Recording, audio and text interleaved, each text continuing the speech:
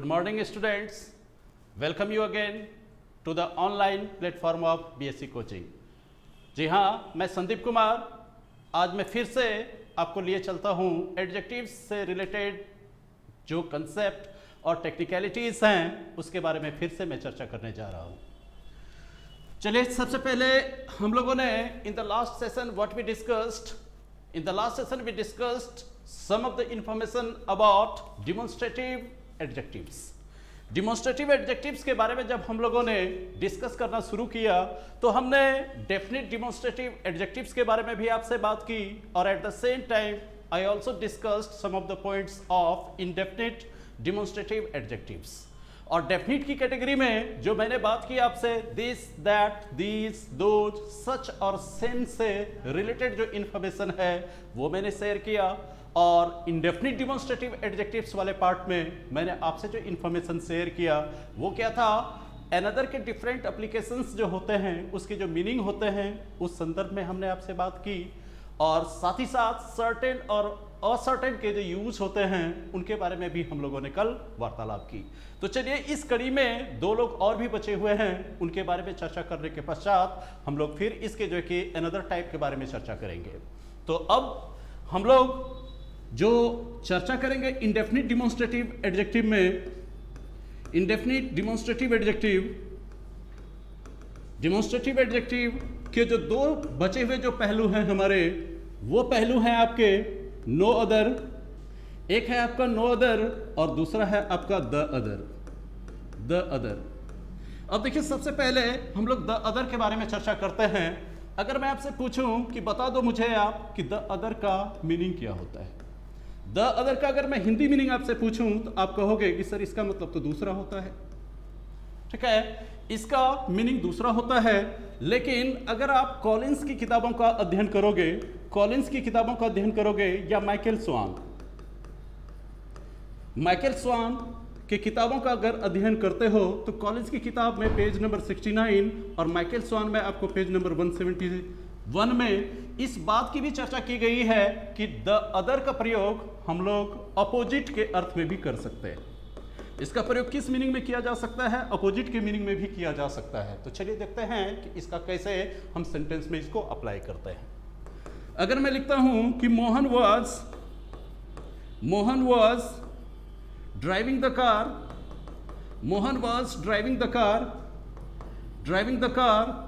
with one hand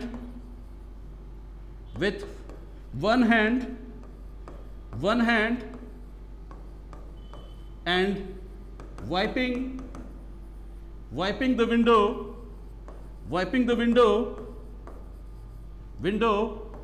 with the other। Sentence में आपने क्या लिखा कि मोहन क्या कर रहा था, एक हाथ से वो गाड़ी चला रहा था और दूसरे हाथ से क्या कर रहा था, वो विंडो को साफ कर रहा था। तो यहां पर जो आपने देखा कि आपने जो लिखा विद द अदर का यहां मीनिंग क्या है कि दूसरे हाथ से, मतलब दूसरे के अर्थ में आपने इसको यूज कर लिया।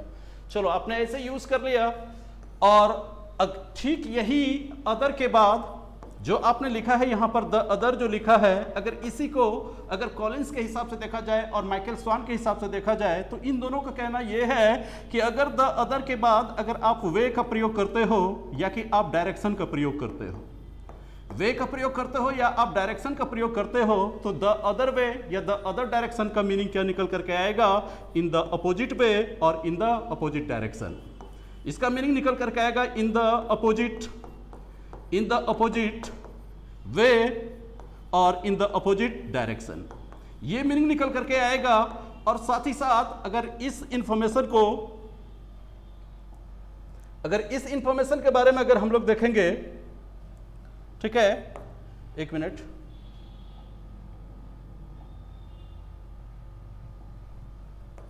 हाँ, अगर इस इंफॉर्मेशन को अगर हम देखें कि द अदर वे और अदर डायरेक्शन, इसका मीनिंग क्या निकल करके आएगा, इन द अपोजिट वे और इन द अपोजिट डायरेक्शन, इस मीनिंग में आएगा। अब हम लोग बात करेंगे कि अगर हम ऑब्जेक्टिव इंग्लिश के हिसाब से अगर इसको देखें, ऑब्जेक्टिव इंग्लिश के हिसाब से अगर हम देखें तो मेरा ऑब्जेक्टिव इंग्लिश कहने से तात्पर्य क्या है कि अगर सेंटेंस इंप्रूवमेंट में या कि कॉमन एरर्स के क्वेश्चंस में क्या इस पार्ट से सवाल पूछे जाते हैं क्या? तो मैं कहूंगा कि इस पार्ट से आपके सवाल नहीं पूछे जाते हैं, तो आप फिर ये सोचने लग जाओगे कि अगर ये सवाल नहीं पूछे जाते हैं तो फिर सर मेरे साथ इस तरह की इंफॉर्मेशन फिर मुझसे शेयर क्यों किया जा रहा है।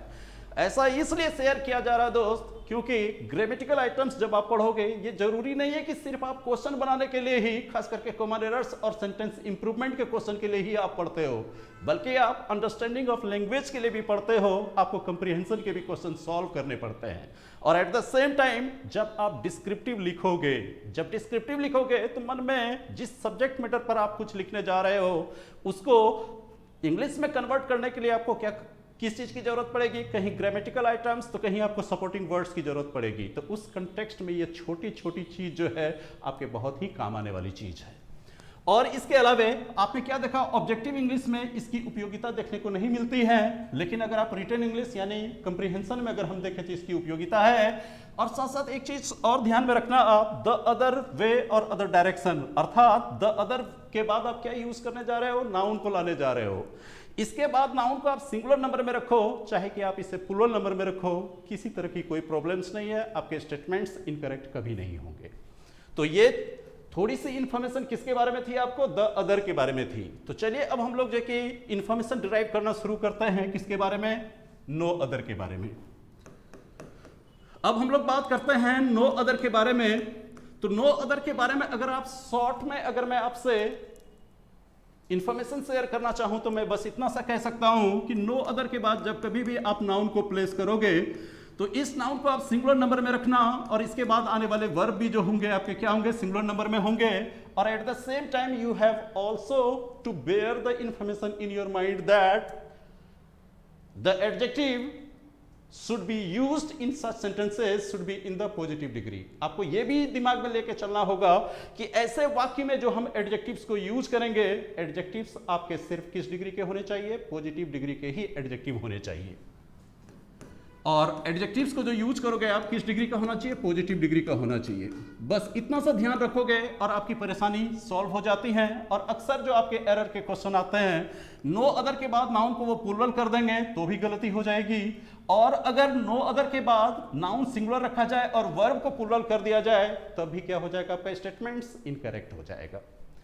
ठीक है, ये तो आपने शॉर्ट में देखा, लेकिन अगर इसको हम सही तरीके से कंसेप्ट वाइज अगर हम समझने का प्रयास करें तो आपको एक बात का ध्यान रखना होगा, ये किसका हिस्सा है, आपका ट्रांसफॉर्म करने में, खास करके ट्रांसफॉर्मेशन वाले सेक्शन में आपको नो अदर की जरूरत पड़ती है। मैंने एक नए टर्म का इस्तेमाल किया, मैंने क्या लिखा, ट्रांसफॉर्मेशन। अगर मैं ट्रांसफॉर्मेशन के बारे में बात करूं तो ट्रांसफॉर्मेशन को हिंदी में क्या कहते हो आप, रूपांतरण। आपने इसे कहा रूपांतरण, और जब आप इसे डिफाइन करना चाहोगे तो आप इसे क्या कहोगे, ट्रांसफॉर्मेशन हम किसे कहते हैं, तो ट्रांसफॉर्मेशन का मतलब होता है the ways of making the sentence may be different but the meaning should not be different. मतलब ये हुआ the ways of making the statements, the ways of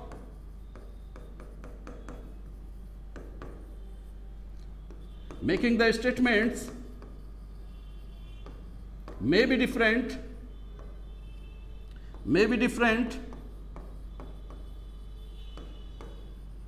but the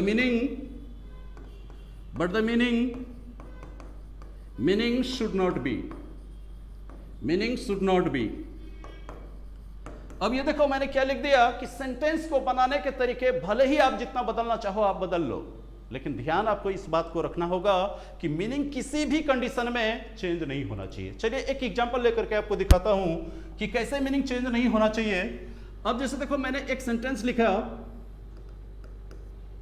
India is the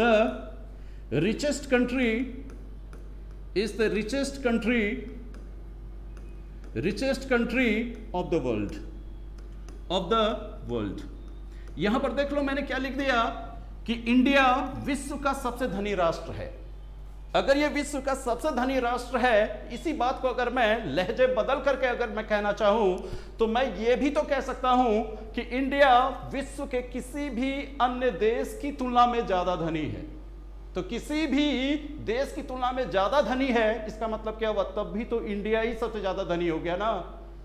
और अगर मैं पॉजिटिव डिग्री का इस्तेमाल करके इसी बात को अगर मैं कहना चाहूं तो मैं तो इस तरह से भी कह सकता हूं कि दुनिया का कोई भी देश उतना अमीर नहीं है जितना कि इंडिया है। अर्थात मीनिंग क्या निकल करके आया कि इंडिया ही विश्व का सबसे क्या है, धनी राष्ट्र है। तो किया क्या आपने, एक ही बात को आपने सुपरलेटिव डिग्री के एडजेक्टिव को इस्तेमाल करके भी आपने ये बात कह दी, कंपैरेटिव डिग्री के एडजेक्टिव का इस्तेमाल करके भी आपने ये बात कह दी, और एट द सेम टाइम आपने क्या किया कि पॉजिटिव डिग्री का इस्तेमाल करके भी आपने क्या किया, यही बातें आपने कह दी। तो एक ही स्टेटमेंट्स को आपने तीन तरीके से रखा एडजेक्टिव्स के डिफरेंट डिग्रीज को इस्तेमाल करते हुए, और इस क्रम में ऐसा करने में आपको नो अदर की जरूरत पड़ती है पॉजिटिव डिग्री के एडजेक्टिव के साथ, जब आप इस तरह के स्टेटमेंट्स को आप क्या करते हैं, ट्रांसफॉर्म करने का काम करते हैं। तो चलिए हम ट्रांसफॉर्म करके आपको दिखाते हैं। अब आप मुझे यह बताना कि इंडिया इज, तो इस स्टेटमेंट्स का सब्जेक्ट आपका कौन है, इंडिया है। इस आपके क्या है, वर्ब है। इसके बाद देख लो द रिचेस्ट, ये क्या है आपका, एडजेक्टिव्स जो है यहां पर आपके क्या है, सुपरलेटिव डिग्री में आपके एडजेक्टिव्स हैं, सुपरलेटिव डिग्री में एडजेक्टिव्स हैं। और इसके बाद देख लो अदर वर्ड्स के रूप में कंट्री ऑफ द वर्ल्ड है आपका। अब और इस स्टेटमेंट्स का मीनिंग क्या निकला आपको, भारत विश्व का सबसे धनी राष्ट्र है। अब इसी चीज को अगर मैं कंपैरेटिव डिग्री के एडजेक्टिव को इस्तेमाल करते हुए अगर मैं कहना चाहूं तो मैं क्या कहूंगा, आप क्या करना, सबसे पहले सब्जेक्ट और वर्ब को अनचेंज्ड लिखना, इसमें किसी भी तरह के परिवर्तन की कोई गुंजाइश नहीं है। आप क्या करना, इंडिया इज को एज इट इज हमने लिख दिया, इंडिया इज। अब इसके बाद देखो कंपैरेटिव डिग्री के एडजेक्टिव का इस्तेमाल करके मैं लिखना चाहूंगा तो द रिचेस्ट का कंपैरेटिव फॉर्म क्या होगा, जरा सोच करके बताओ आप कि रिच आपका पॉजिटिव फॉर्म है तो कंपैरेटिव क्या होना चाहिए, रिचर होना चाहिए, और सुपरलेटिव क्या होना चाहिए, रिचेस्ट होना चाहिए। और मैं किस एडजेक्टिव को इस्तेमाल करके इसको बनाने का प्रयास कर रहा हूं, कंपैरेटिव डिग्री के एडजेक्टिव का इस्तेमाल करके बनाना चाह रहा हूं। तो मैं क्या करूंगा, इंडिया इज, अब क्या करेंगे, रिचेस्ट का कंपैरेटिव हो गया आपका richer.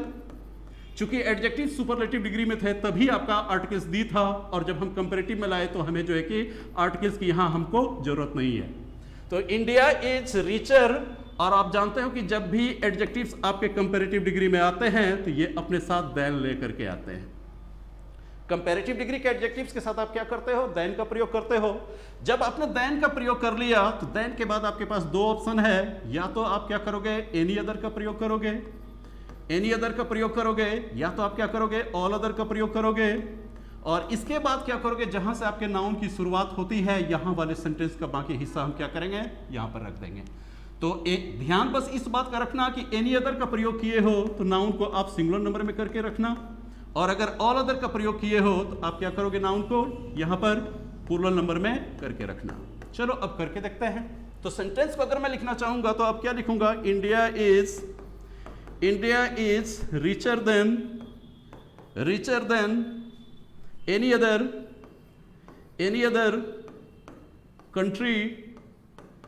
Other country of the world. ठीक है। और अगर आप एनी अदर का प्रयोग नहीं करना चाहो, अगर इस जगह पर अगर आप ऑल अदर का प्रयोग करना चाहो तो अब आप क्या करोगे, कंट्री का प्लूरल फॉर्म क्या होता है, countries, all other countries of the world. तो क्या किया आपने, भारत विश्व के किसी भी अन्य देश की तुलना में ज्यादा धनी है, अर्थात भारत ही तो सबसे ज्यादा धनी है।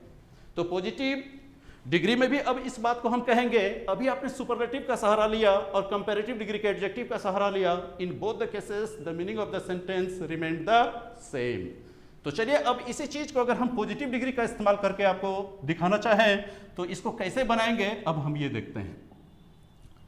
अब पॉजिटिव डिग्री के एडजेक्टिव का इस्तेमाल करके अगर इसी बात को आप कहना चाहोगे तो यहीं पर आ जाता है नो अदर का यूसेज। स्टेटमेंट्स की शुरुआत ही हम किससे करेंगे, नो अदर से करेंगे। जब सेंटेंस की शुरुआत हम नो अदर से करेंगे तो नो अदर के बाद आपका देखिएगा कि ओरिजिनल सेंटेंस क्या था, इंडिया इज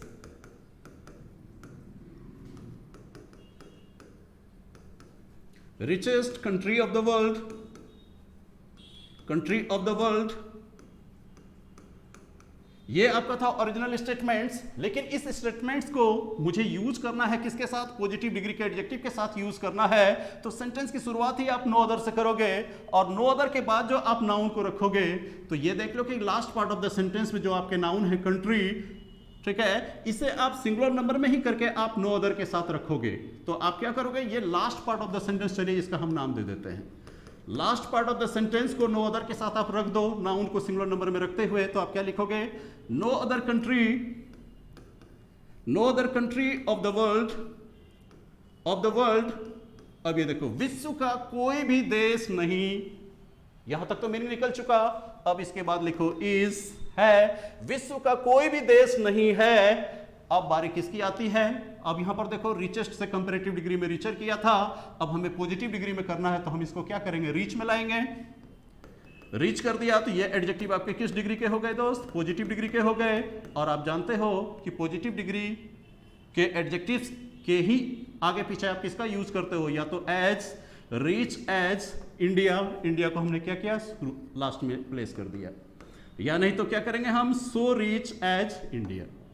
तो हो गया कि विश्व का कोई भी देश उतना धनी नहीं है जितना कि इंडिया है, अर्थात इंडिया ही तो सबसे ज्यादा धनी है। तो अब आप मुझे बताओ कि अगर हम कंक्लूजन के तौर पर कहना चाहें तो हम ये कह सकते हैं नो अदर का प्रयोग सिंगुलर नाउन के साथ किया जाता है, खास करके ऐसे वाक्यों में जिस वाक्य में एडजेक्टिव्स यूज तो हुए हों लेकिन एडजेक्टिव्स का डिग्री क्या होना चाहिए? पॉजिटिव डिग्री होना चाहिए। तो चलो, इस तरह से हम लोगों ने क्या किया कि डिमोन्स्ट्रेटिव एडजेक्टिव्स के जितने भी पार्ट्स थे सभी पार्ट्स का हम लोगों ने क्या किया? अध्ययन कर लिया। अब हम लोग चलते हैं नेक्स्ट टाइप ऑफ एडजेक्टिव्स के बारे में, अब हम चर्चा करते हैं आपसे।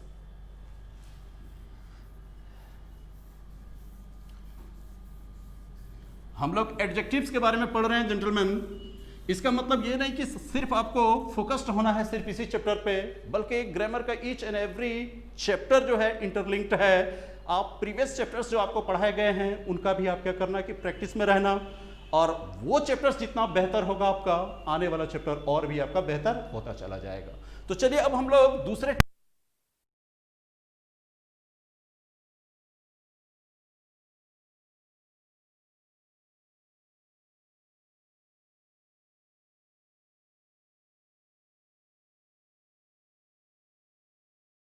अब हम किसके बारे में बात करेंगे? डिस्ट्रीब्यूटिव एडजेक्टिव्स के बारे में बात करेंगे।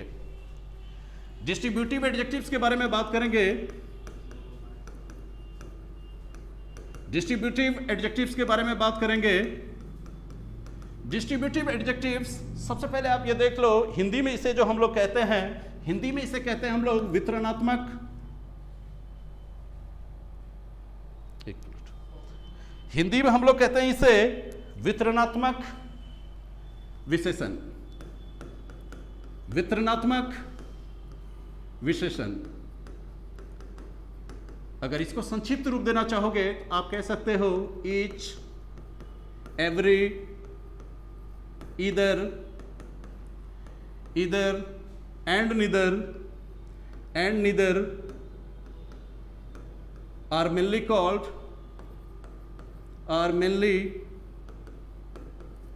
Called, distributive adjective.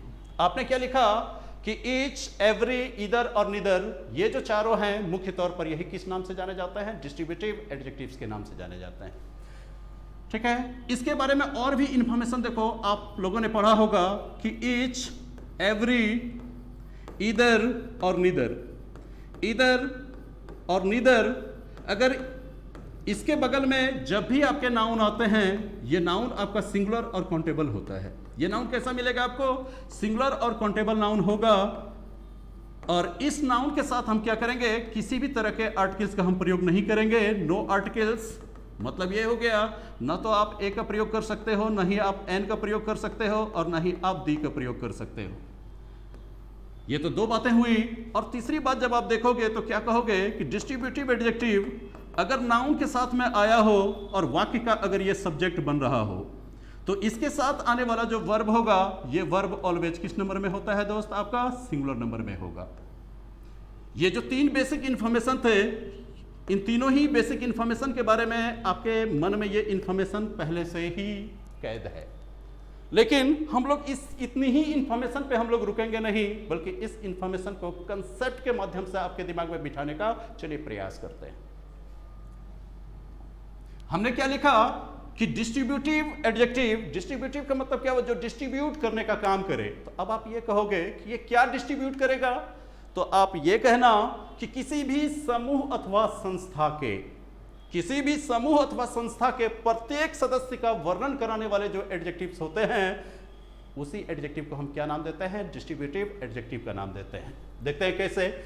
यहां पर हमने क्या कहा कि प्रत्येक समूह अथवा संस्था के प्रत्येक सदस्य का वर्णन कराएंगे। तो बात यहां हो रही है अब ग्रुप की। अगर बात हम ग्रुप के बारे में बात करें तो आप मुझे ये बताओ, चलो हमने जो कि दो फिगर हमने ड्रॉ कर लिए, और जब हम ग्रुप के बारे में बात करेंगे तो आप तो ये जानते हो कि ग्रुप के बारे में जब हम बात करेंगे तो ग्रुप में हो सकता है कि सदस्य की संख्या 2 भी हो सकती है, या ग्रुप में सदस्य की संख्या मोर देन 2 भी हो सकता है। ग्रुप में सदस्यों की संख्या कितनी हो सकती है? 2 से ज्यादा भी हो सकती है। ठीक है, क्योंकि अकेले इंसान के बारे में जब आप बात करोगे तो अकेला इंसान वो समूह का निर्माण तो नहीं कर सकता है। समूह का निर्माण होने के लिए मोर देन 1 पीपल की जरूरत है। जब मोर देन 1 पीपल की जरूरत होगी तो ये क्या हो सकता है? Group of the 2 people. ये हो सकता है group of the 2 people, group of the 2 people. 2 people, यहां पर देखिए 2 लोगों का ग्रुप है, और यहां पर हम क्या कहेंगे? Group of more than 2 people. More than 2 people. यहां पर देख लो कि कितने लोगों का ग्रुप है? ये 2 से ज्यादा लोगों का ग्रुप है आपके पास। तो अब इस ग्रुप में से ईच इंडिविजुअल के बारे में जो चर्चा कराएगा एडजेक्टिव, वैसे ही एडजेक्टिव को हम क्या कहते हैं? डिस्ट्रीब्यूटिव एडजेक्टिव कहते हैं। लेकिन इतना कहने से भी कंफ्यूजन आपके मन में आएगा। चलिए आपके इस कंफ्यूजन को हम क्लेरिफाई करने का प्रयास करते हैं। अगर मैं लिखता हूं देयर आर, जरा सोच करके देखो, अगर मैं लिखता हूं there are 2 students, there are 2 students in the class, in the class। मैंने क्या लिख दिया कि क्लास में छात्र की संख्या कितनी है? 2 छात्र की संख्या है। अब यहां पर देखो क्या हुआ, मैं डिस्ट्रीब्यूट करने का काम करूंगा तो मैं क्या कहूंगा कि अब नेक्स्ट इंफॉर्मेशन जो मैं देना चाहूंगा, दोनों ही छात्र के बारे में बारी बारी से मैं इंफॉर्मेशन इसमें ऐड करूंगा। अगर मैं कहता हूं each student is good and laborious, इसका मतलब क्या हुआ? बारी बारी से मैं कह रहा हूं कि मेरा पहला वाला स्टूडेंट भी अच्छा है और मेहनती है, एट द सेम टाइम मेरा दूसरा वाला स्टूडेंट भी मेरा क्या है? तो अच्छा है और मेहनती है। और यहां पर जो मैं बात कर रहा हूं, किस तरह से बात कर रहा हूं जेंटलमैन? मैं आपसे बात कर रहा हूं, सेपरेटली बात कर रहा हूं, न कि मैं आपसे कलेक्टिवली बात कर रहा हूं। तो यहां पर देखो आपने लिख दिया there are 2 students in the class. अब आगे मैं इंफॉर्मेशन ऐड करता हूं, each student is good and laborious, good and laborious, good and laborious. प्रत्येक छात्र जो है वो क्या है? अच्छा भी है और मेहनती भी है। तो यहां ईच स्टूडेंट कहने से आपने यहां पर जो है कि किस तरह से बात की है? सेपरेटली बात की है आपने सेपरेटली बात की है। लेकिन अगर आप कहोगे कि सर यहां पर मैंने कलेक्टिवली बात की है, तो यह आपका कहना गलत है। यहां पर बातें आपकी कलेक्टिवली नहीं हुई है, बल्कि एक समय में आप एक ही स्टूडेंट के बारे में इंफॉर्मेशन ऐड कर रहे हो। लेकिन फिर आप कहोगे कि सर सेपरेटली तो दर्शाना हुआ तो हमने ईच का सहारा ले लिया। लेकिन अगर सोच लीजिए कि अगर मुझे कलेक्टिवली यही बात कहनी होती तो मैं क्या करता? तब जाकर के मैं क्या करता? बोथ का प्रयोग करता। अगर दोनों के बारे में अगर मैं कलेक्टिवली बात करता तो मैं क्या लिखता? बोथ आर, या both the students are good and laborious, good and laborious. मतलब क्या? दोनों ही छात्र क्या है? हमारे अच्छे भी हैं और साथ साथ क्या है? मेहनती भी हैं। तो यहां पर आपने क्या देखा? जब आप कलेक्टिवली बात करोगे तो बोथ का प्रयोग करोगे, जब आप सेपरेटली बात करोगे तो आपने क्या किया है? ईच का प्रयोग किया है। सिमिलरली अगर मान लो कि इस कंटेक्स्ट के बारे में अगर मैं लिखूं there are 5 girls in the class. यहां पर देखो मैंने क्या लिखा कि क्लास में लड़कियों की संख्या कितनी है? 5। अब मैं पांचों लड़कियों को कलेक्टिवली अगर मैं बात करूंगा तो मैं कह सकता हूं ना कि क्लास में लड़कियों की संख्या 5 है और पांचों लड़कियां खूबसूरत है। तो पांचों लड़कियां खूबसूरत है। तो here in the sentence I am not talking about the girls separately, but I am talking here collectively. अगर मैं कलेक्टिवली बात करूंगा कि सभी के सभी खूबसूरत है तो मैं क्या लिखूंगा यहां? All are beautiful, all are beautiful, या मैं लिखूंगा all the girls are beautiful. तो यहां पर आपने क्या देखा? जब हम सामूहिक रूप से बात करेंगे, एज अ होल बात करेंगे, तो हम क्या करेंगे? ऑल का प्रयोग करेंगे, क्योंकि मोर देन 2 पीपल है यहां पे। और यहां पर आपने दो स्टूडेंट के बारे में चर्चा की थी, और कलेक्टिवली हम बात करेंगे तो हम किसके बारे में बात करेंगे? बोथ के बारे में बात करेंगे। और सेपरेटली बात किया हमने तो क्या किया कि यहाँ ईच जैसे शब्दों का प्रयोग किया। तो मेरे कहने का तात्पर्य ये था, डिस्ट्रीब्यूटिव एडजेक्टिव ये कभी भी जो है आपको कलेक्टिवली चर्चा नहीं करता है, एक समय में एक ही व्यक्ति अथवा वस्तु के बारे में ये आपसे बात करेगा। इसीलिए ये इसे हमेशा सिंगुलर माना जाता है और सिंगुलर वर्ब के साथ इसका प्रयोग किया जाता है। चलिए अब देखते हैं इसके नेक्स्ट इंफॉर्मेशन को हम जानने का प्रयास करते हैं।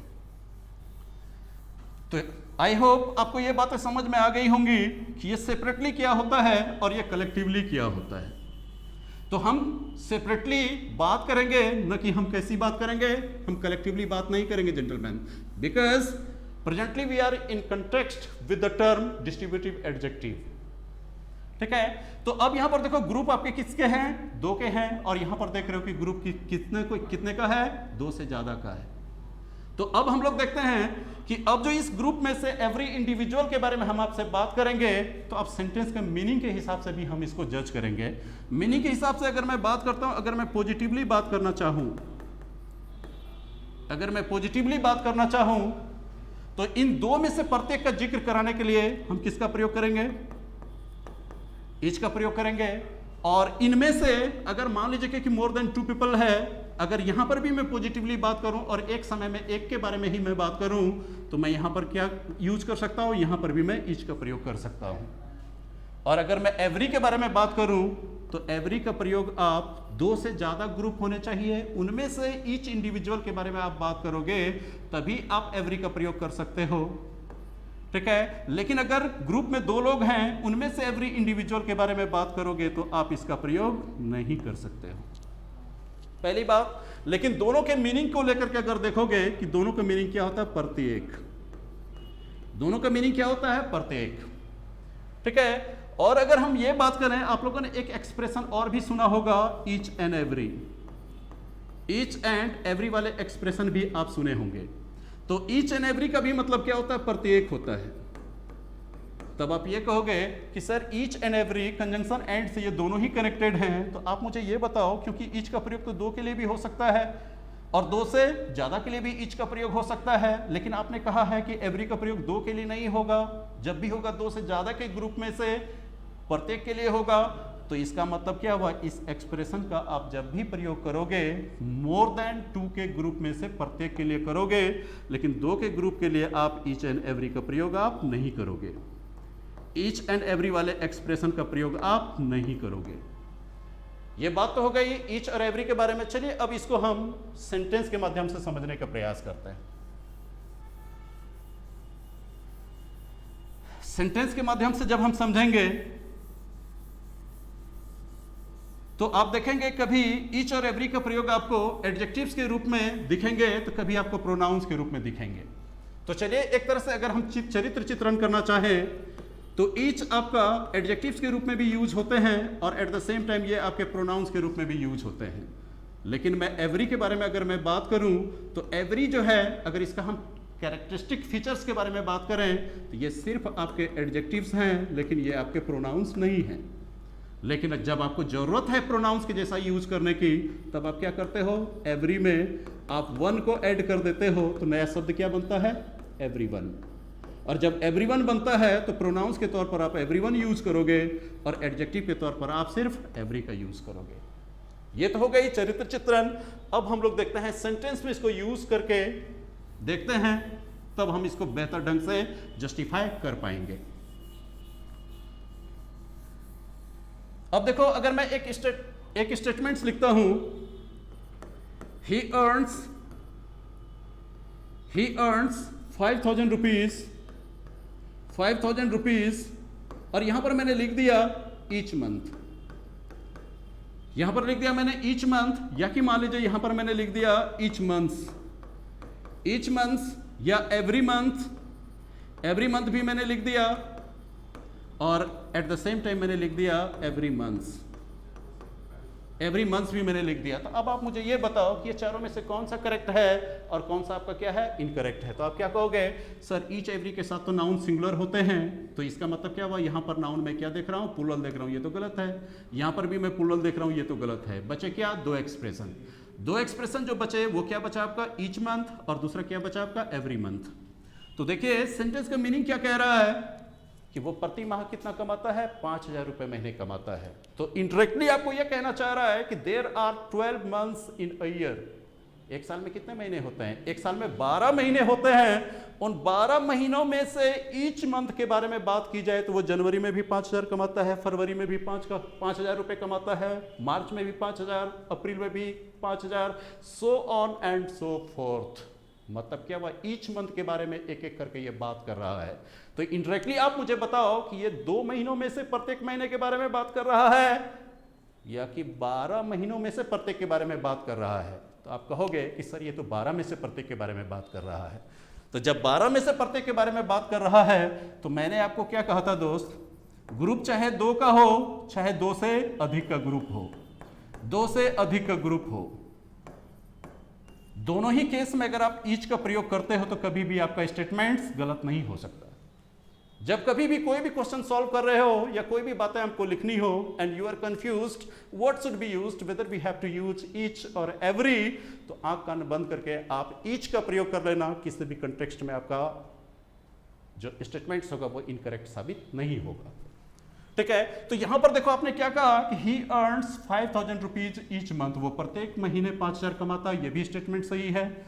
और 12 में से प्रत्येक हो रहा तो ईच यहां भी सही है। और एवरी का आपने क्या कहा था, 2 से ज्यादा में से प्रत्येक, इंडायरेक्टली तो आपको पता चल ही रहा है कि 12 में से प्रत्येक है, तो एवरी मंथ भी आपका क्या है, सही है। लेकिन अगले ही स्टेटमेंट्स में देखो दोस्त, अगर मैं लिखता हूं इस तरह से statements, Mohini was holding a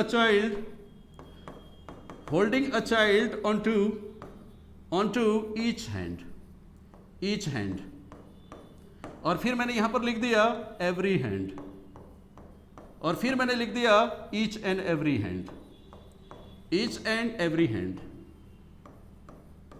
अब आप में से कोई बताएगा कि इन तीनों ही एक्सप्रेशंस में से कौन सा सही है और कौन सा गलत है। तो आप स्वाभाविक है कि आप ये कहोगे कि सर इस सेंटेंस का मीनिंग निकल रहा है कि मोहिनी दोनों ही हाथ में एक एक बच्चा पकड़ी हुई थी। मोहिनी के बाएं हाथ में भी एक बच्चा था तो दाएं हाथ में भी क्या था, एक बच्चा था। इसका मतलब इंडायरेक्टली आप ये कहने का प्रयास कर रहे हो कि यहां 2 हाथों में से प्रत्येक हाथ के बारे में जिक्र हो रही है। जब 2 हाथ में से प्रत्येक हाथ का जिक्र हो रहा है तो आप क्या करोगे, 2 में से प्रत्येक अगर है तो यहां पर सिर्फ किसका प्रयोग होगा, आपको ईच हैंड का प्रयोग होगा। लेकिन अगर आप एवरी हैंड करोगे तो गलत हो जाएगा, और ईच एंड एवरी का प्रयोग करोगे तो यह भी गलत हो जाएगा, क्योंकि ईच एंड एवरी का प्रयोग जब हम तब करते हैं जब ग्रुप में 2 से ज्यादा मेंबर होने चाहिए और उनमें से सेपरेटली एक समय में हम एक व्यक्ति अथवा वस्तु के बारे में हम बात करें तब। अब आप बताओ मुझे कि अब अगर हम कंक्लूजन के बारे में बात करें तो किस कंक्लूजन पर आ गए आप। मैं इसे रब कर रहा हूं, आप चाहो तो स्क्रीनशॉट लेकर के भी आप इसे नोट कर सकते हो, या नहीं तो वीडियो को पॉज करके भी आप क्या कर सकते हो, इसको नोट कर सकते हो। तो अभी आपने क्या देखा कि अब अगर हम बात करें कंक्लूजन के बारे में बात करें, कंक्लूजन के बारे में बात करें तो आपने क्या कहा कि सर ग्रुप तो 2 का भी हो सकता है, ग्रुप 2 से ज्यादा का भी हो सकता है। जब ग्रुप 2 से ज्यादा का हो तो इस कंटेक्स्ट में आप ईच का प्रयोग करो तो भी सही, इसमें आप एवरी का प्रयोग करो तो भी सही, और यहां पर आप ईच एंड एवरी का प्रयोग करो, ईच एंड एवरी वाले एक्सप्रेशन का प्रयोग करो, यह भी सही। लेकिन डायरेक्टली और इनडायरेक्टली जब आपको पता चल रहा है कि बात 2 में से प्रत्येक की हो रही है, 2 में से प्रत्येक की हो रही है, तो यहां पर सिर्फ और सिर्फ ईच का ही प्रयोग हो सकता है। यहां गलती से भी ना कभी हम ईच एंड एवरी का प्रयोग करेंगे और ना ही कभी हम अलोन एवरी का प्रयोग हम करेंगे। इसी कंक्लूजन पर हम लोग पहुंचे। ठीक है, ये क्या था दोस्त, ईच और एवरी के बारे में जानकारी आपको मिली। ईच का मतलब हर कंटेक्स्ट में ईच सही, चाहे ग्रुप में 2 मेंबर हो या 2 से ज्यादा हो, और एवरी का मतलब 2 नहीं होने चाहिए, 2 से ज्यादा होने चाहिए, या तो इंडेफिनिट नंबर होने चाहिए। तो उस कंटेक्स्ट में आप क्या करोगे, जब ग्रुप में 2 से ज्यादा है या इंडेफिनिट नंबर है तो वहां किसी का भी प्रयोग कर लो ना, सारे तो सही हो ही जाएंगे। आपको सिर्फ ध्यान रखना है कि 2 के साथ एवरी वाले एक्सप्रेशन ऐड नहीं होने चाहिए। चलो, इतनी सी इंफॉर्मेशन तो हो गई, लेकिन अगर आप इससे 1 स्टेप अहेड जाना चाहोगे, अगर आप सीसेट के एग्जाम्स में पार्टिसिपेट करोगे या एफकेट के एग्जाम्स में पार्टिसिपेट करोगे, हायर लेवल ऑफ एग्जाम्स में पार्टिसिपेट करोगे, तो वहां पर क्या देखोगे, एक चीज और भी ध्यान में रख लेना एवरी के बारे में। अगर कोई स्टेटमेंट्स लिखा गया हो और उस स्टेटमेंट्स में अगर ऑलमोस्ट जैसे एक्सप्रेशन शब्द का प्रयोग हुआ हो, ऑलमोस्ट, प्रैक्टिकली,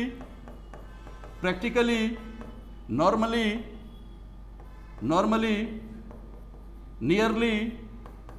नियरली, और एक एक्सप्रेशन है आपका विदाउट एक्सेप्शन।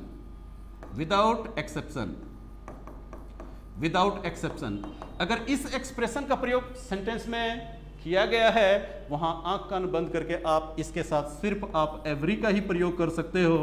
अगर आपने ईच का प्रयोग करने का प्रयास किया तो इसका मतलब स्टेटमेंट्स आपका क्या हो जाएगा, गलत हो जाएगा। चलिए एक सेंटेंस यूज करके देखते हैं। सी lost almost each friend she had lost, ठीक है, she lost almost each friend she had। देखो सेंटेंस में आपने क्या लिखा कि करीब करीब उसने प्रत्येक दोस्त खो दिए जो दोस्त उसके थे। तो इस स्टेटमेंट्स में देखो आपने किसको यूज किया है, ऑलमोस्ट को यूज किया है, या आप यहाँ नियरली को यूज करोगे तब भी लिख सकते हो, लेकिन आपने यहाँ क्या किया, ईच का प्रयोग कर दिया। ईच का प्रयोग कर दिया जो कि आपका क्या है, गलत है। अगर आप बैंक और एसएससी के मामले में देखोगे, सीपीओ के मामले में देखोगे, या क्लैट के मामले में, इन चारों एग्जाम्स में कभी भी इस कंटेक्स्ट से सवाल नहीं लिए गए हैं, लेकिन हायर टाइप ऑफ एग्जाम्स में अगर आप बात करोगे तो यहाँ से आपके सवाल आए हैं। तो इस तरह से दोस्त हमने किसके बारे में बात कर ली, ईच के बारे में बात की हमने, और फिर किसके बारे में बात की, एवरी के बारे में बात की। और बात भी हमने की तो किस तरह से बात की, तो हमने सिर्फ आपसे बात क्या की है, पॉजिटिवली हमने आपसे बात की है। अभी हमारी बात निगेटिवली होनी बाकी है और ऑप्शनली भी हमारी बात होनी बाकी है। चलिए अब इस कड़ी को हम आगे बढ़ाते हैं।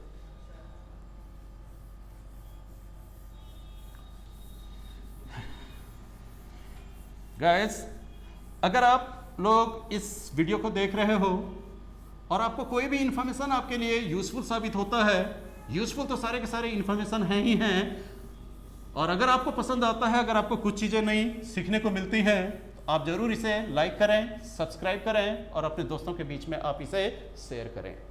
And yours doing this will encourage we teachers to go beyond the traditional path for your success। तो चलिए दोस्त, हम लोगों ने क्या देखा कि यहाँ पर ग्रुप के बारे में हमने बात की। ग्रुप में कितने लोग थे, एक बार 2 थे। दूसरे ग्रुप में लोगों की संख्या कितनी थी, मोर देन 2 पीपल थे।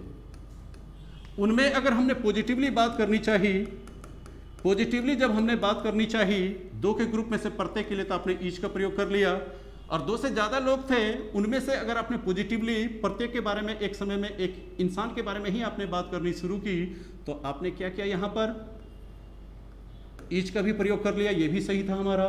एवरी का प्रयोग किया हमने, ये भी सही था हमारा। इसके बाद ईच एंड एवरी का प्रयोग किया हमने, ईच एंड एवरी का प्रयोग किया हमने, ये भी हमारा करेक्ट हुआ। तो चलिए इस कंटेक्स्ट को तो हम लोग ऑलरेडी देख चुके हैं। अब सीन सब कुछ वही रहे।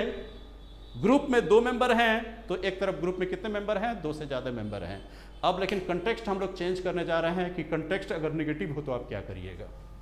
अगर हम निगेटिवली अब बात करने जा रहे हैं, निगेटिवली अगर हम बात करने जा रहे हैं, तो 2 के ग्रुप में से निगेटिवली अगर आप बात करिएगा तो यहां पर आप नीदर का प्रयोग करेंगे, नीदर का प्रयोग करेंगे। और यहां 2 से ज्यादा के ग्रुप में से प्रत्येक के बारे में बात करिएगा, और अगर आप निगेटिवली बात करने जा रहे हैं तो यहां पर आप किसका प्रयोग करिएगा दोस्त, नन का प्रयोग करिएगा। चलिए देखते हैं। अगर मैं लिखता हूं कि I have 2 sisters, I have 2 sisters, मैंने यहां पर लिख दिया कि मेरी कितनी बहन है, मेरी 2 बहनें हैं। ठीक है, अब इनमें से अगर मैं बात करूं, मेरी 2 बहनें हैं, तो सबसे पहला सेंटेंस तो आपको इस बात की सूचना दे दिया कि मैं कितने लोगों के बारे में बात कर रहा हूं, मैं अपनी 2 बहनों के बारे में बात कर रहा हूं। ठीक है, अगर अगला स्टेटमेंट लिखता हूं कि neither sister is beautiful, neither sister is beautiful, इसका मतलब क्या हुआ, मेरी 2 बहनें हैं। मैं बारी बारी से आपको कह रहा हूं, मेरी ना तो ये वाली बहन खूबसूरत है और ना ही मेरी ये वाली बहन खूबसूरत है। इसका मतलब क्या हुआ, दोनों बहनों में से मेरी कोई भी बहन खूबसूरत नहीं है। अर्थात निगेटिवली जब हम बात की तो 2 में से कोई नहीं। दो में से कोई नहीं। लेकिन एक चीज का ध्यान रखना दोस्त, जब आप नीदर के बगल में आपने सिस्टर को लिखा है तो यहां बगल में नाउन आ गया। जब नाउन आ गया तो यहां पर जो कि नीदर का प्रयोग किस रूप में हुआ? एडजेक्टिव के रूप में हुआ। लेकिन आप लिखना चाहते तो ऐसे भी तो लिख सकते थे, neither is beautiful, neither is beautiful कोई भी खूबसूरत नहीं है, तो नीदर के बगल में अब कौन आ रहा है? वर्ब आ रहा है। तब आप क्या कहोगे? नीदर का प्रयोग जो यहां पर किया गया है किस रूप में किया गया है? डिस्ट्रीब्यूटिव प्रोनाउन के रूप में किया गया है। तो आपने क्या देखा कि ग्रुप में दो मेंबर हों, दो में से कोई नहीं, अर्थात निगेटिवली बात करेंगे तो हम किसका प्रयोग करेंगे? नीदर का प्रयोग करेंगे। और अगर हम इस नन के बारे में बात करें तो हम कह सकते हैं you have 5 sons, you have 5 sons। आपके कितने बेटे हैं? 5 बेटे हैं। तो यहां पर देख रहे हो कि बेटे की संख्या कितनी हो गई हमारी? 5। अब इनमें निगेटिवली बात करूं अगर मैं, तो कह सकता हूं none is faithful to you, none is faithful to you. इसका मतलब क्या हुआ? आपके बेटे तो 5 हैं, लेकिन 5 बेटों में से कोई भी बेटा आपके प्रति फेथफुल नहीं है। तो यहां पर देख लो क्या कि 2 से ज्यादा के ग्रुप में से कोई नहीं का जिक्र कराने के लिए निगेटिव कंटेक्स्ट में आपने किसका प्रयोग किया? नन का प्रयोग किया। तो ये तो बात हो गई हमारी दोस्त, कैसी बात हो गई? पहले हमने पॉजिटिवली बात की, फिर हमने कैसी बात की? निगेटिवली बात की। अब चलिए अब हम लोग बात करके देखते हैं, ऑप्शनली बात करेंगे। पॉजिटिवली बात हमारी हो गई, निगेटिवली भी हमारी बात हो गई। अब बात करने का सिलसिला है हमारा कि हम ऑप्शनली अगर बात करेंगे तो कैसे बात करेंगे और इस कंटेक्स्ट में हम किसका इस्तेमाल करेंगे। अब हम लोग बात करने जा रहे हैं ऑप्शनली। जब हम ऑप्शनली बात करेंगे तो यहां पर देखिए 2। अगर मैं कहता हूं आई हैव 2 cars, मेरे पास गाड़ियों की संख्या कितनी है? 2। और इनमें से अगर मैं ऑप्शनली बात करूं एंड यू कैन टेक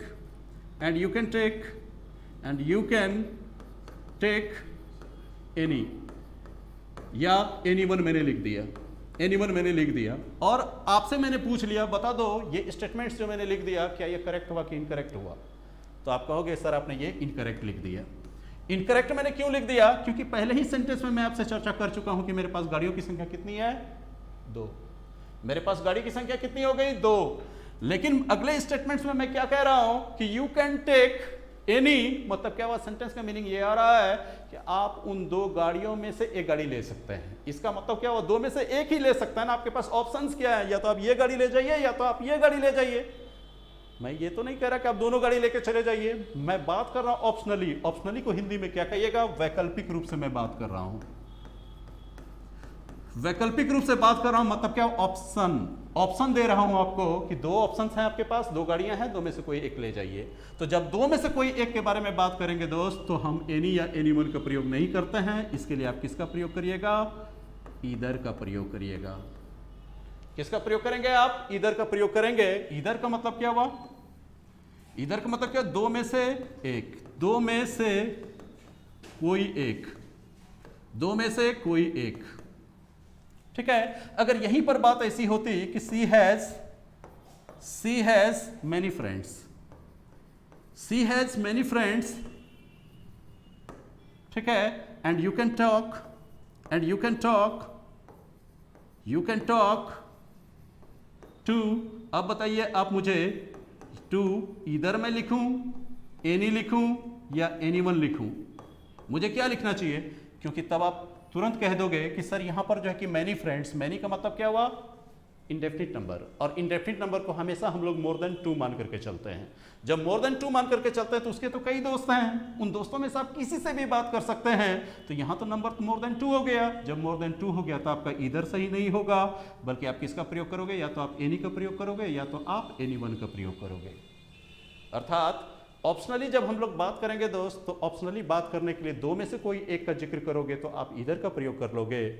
और जब 2 से ज़्यादा ग्रुप में मेंबर हो या कि इंडेफिनिट मेंबर हो, इंडेफिनिट नंबर में मेंबर हो, तो आप क्या करोगे? उनमें से या तो आप एनी का प्रयोग कर लोगे या तो आप एनीवन का प्रयोग कर लोगे।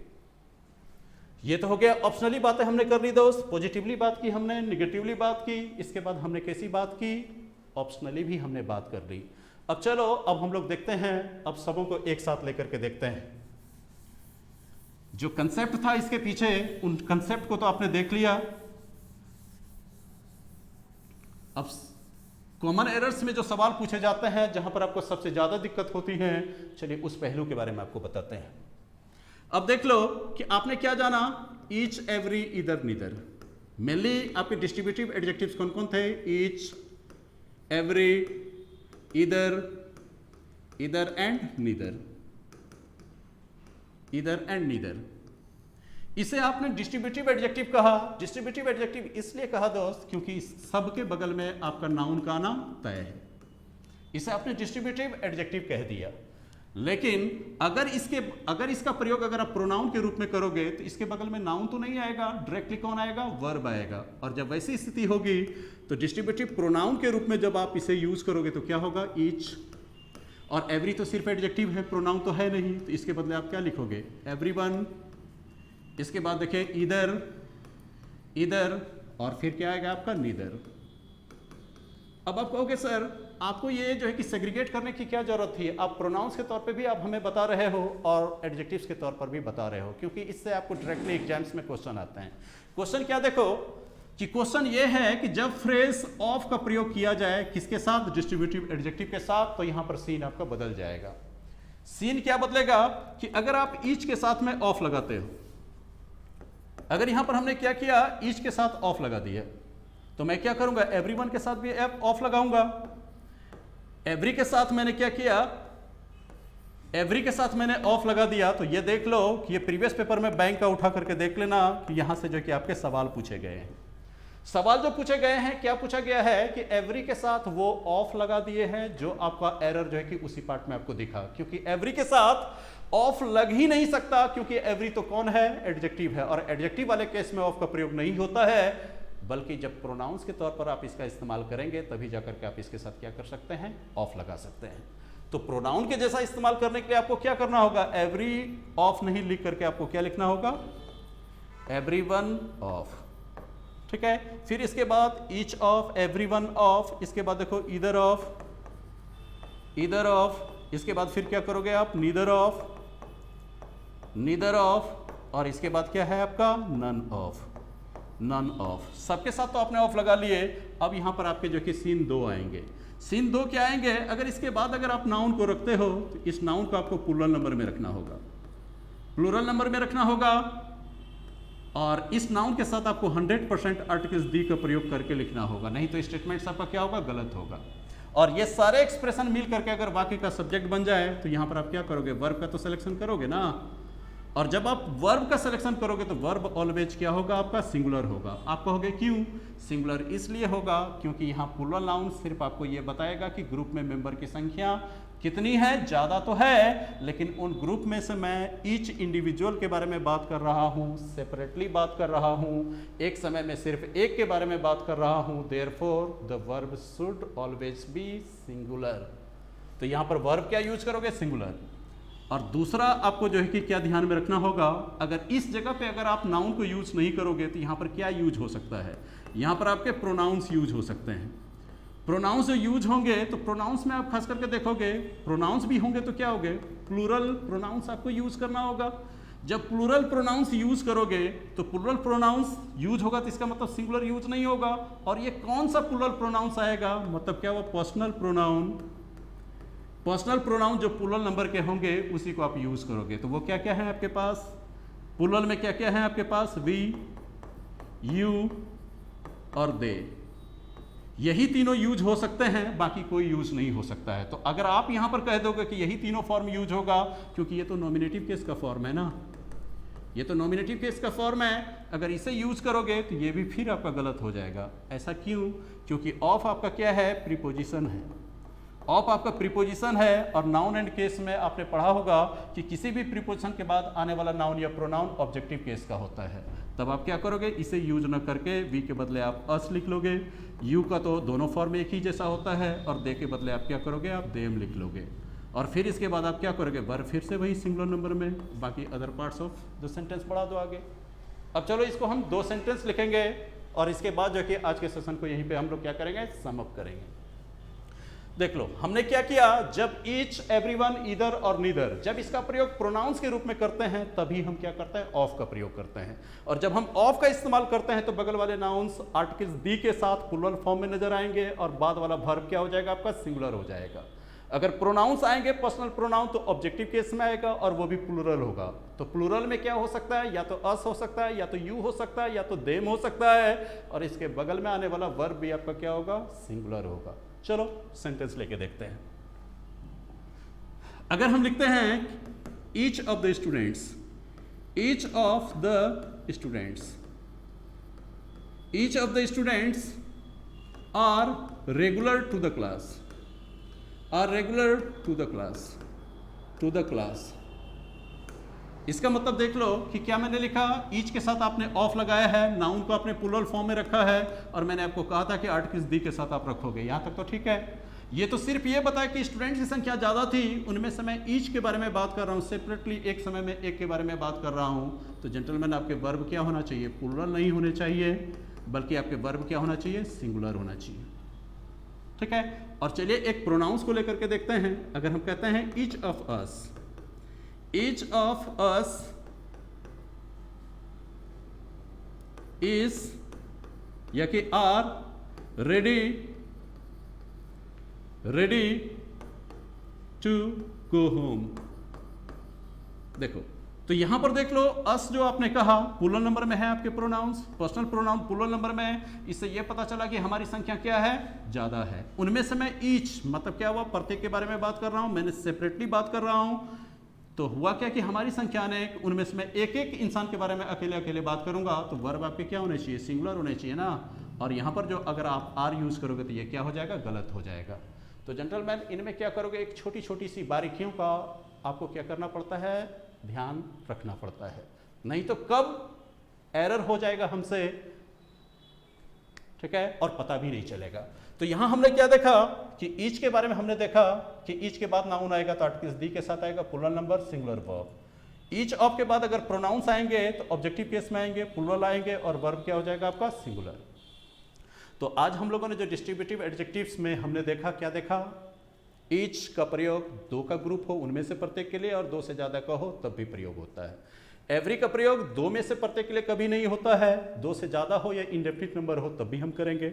दो में से कोई नहीं अर्थात निगेटिवली बात करने के लिए नीदर का प्रयोग करेंगे। दो से ज्यादा में से कोई नहीं, निगेटिवली बात करेंगे तो हम नन का प्रयोग करेंगे, ठीक है। और जब हम ऑप्शनली बात करेंगे तो दो में से कोई एक के बारे में बात करेंगे तो किसका प्रयोग करेंगे, ईदर का प्रयोग करेंगे। और दो से ज्यादा में से कोई एक के बारे में बात करेंगे तो या तो हम एनी का प्रयोग करेंगे या तो हम एनी वन का प्रयोग करेंगे। तो चलिए जेंटलमैन आज के सेशन में हम लोग जो कि यहीं पर विराम लेते हैं, इससे आगे की जो इन्फॉर्मेशन है हम लोग कल बात करेंगे। Till then good night and goodbye. कितना देर